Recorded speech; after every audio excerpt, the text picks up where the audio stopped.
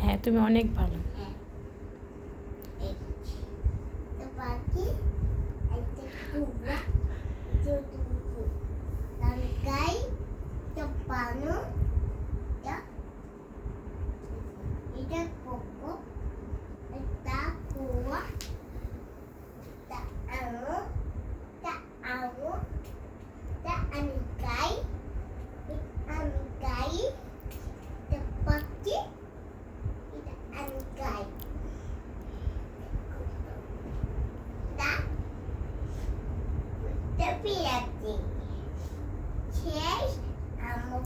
আমার মেয়েকে স্কুলে ভর্তি করানোর পরে সে অনেক স্ট্রাগল করতেছে পড়াশোনা নিয়ে।